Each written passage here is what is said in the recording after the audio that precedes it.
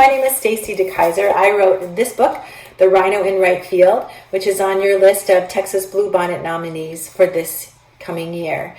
I have some questions here that were submitted by students that I'm going to answer for you on this video. The first question is, which character in your story do you connect with the most and the least? That's two questions, but I'll answer them both anyway.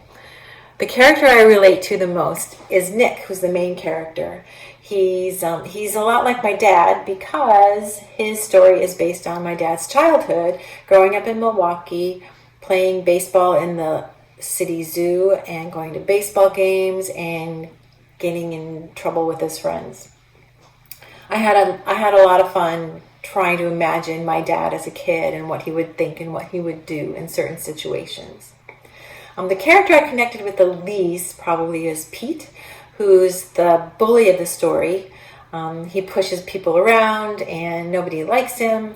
And so it's kind of hard to write about a character that isn't very likable, but that was also a good challenge for me because I think everybody has likable qualities. And I think even bullies have a reason for being a bully. I think a lot of bullies are insecure. And so the more I thought about that, the more I thought about what made Pete tick and why he was the way he was. I thought that maybe the reason why was because maybe there's someone at home who bullies Pete.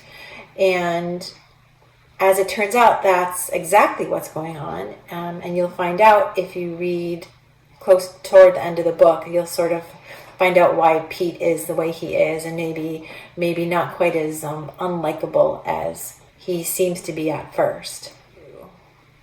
The Rhino in Right Field is set in 1948. What kind of research did you do before beginning to write? I did a lot of research.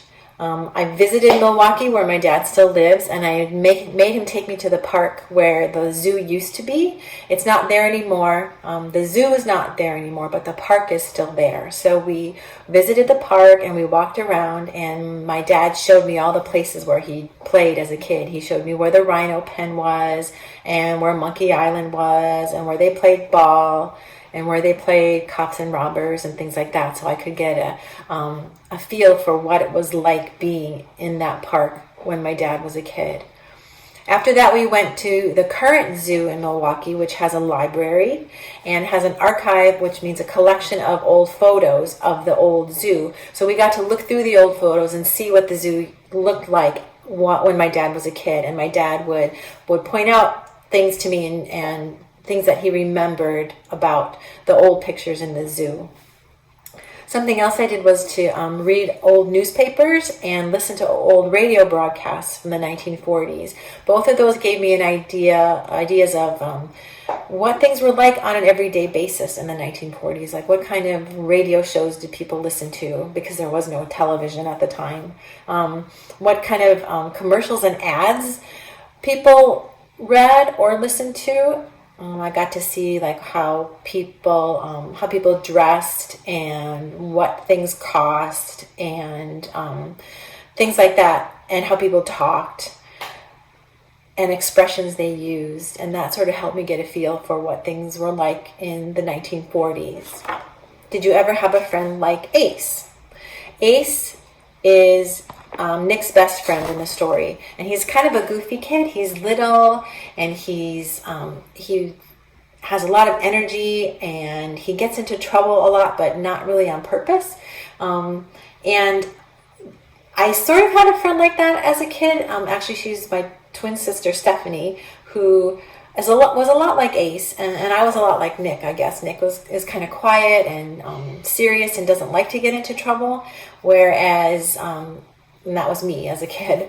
And Stephanie was a lot like Ace. She was smaller than I was, even though she was my twin. She had a lot of energy. She got into a lot more trouble than I did, sometimes on purpose and sometimes not. So I guess that's the closest character, or the closest person I know like Ace.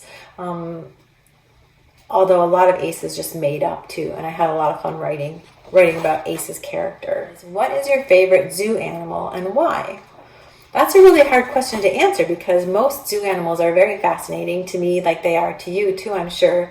I guess if I had to choose, I would say I would choose two because I can't choose just one.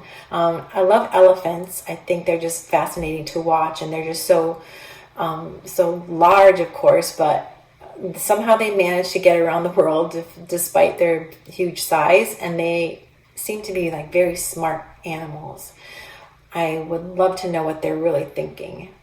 I also like orangutans. I think they're really cool to watch, and they seem, even though they're very strong, they seem very gentle. What advice would you give to young authors and illustrators as they learn to improve their skills? That's a really good question, and there's no one right answer to that question, but for me, I think the two best things you can do are read a lot and write a lot. Just like anything else, learning to write well takes a lot of practice. You do it over and over and over again until you get good at it. And it's the same for writing. The more you read, the more your brain will absorb all the things you need when you write. You'll learn new words. You'll learn phrases for those words. You'll learn ideas and how to put them together and how to put them on paper. And even without thinking about it or trying to remember that sort of thing, your brain will absorb all of those ideas and techniques as you read. So that's the great thing about reading. Like you think you're doing it for fun, but it's really sinking into your brain, and it's going to come in handy later when you want to write. If you have other questions, you can ask me via my website, which is staceydekeyser.com. And I hope you enjoy reading The Rhino in Right Field and all the Texas Bluebonnet books. Happy reading. The end.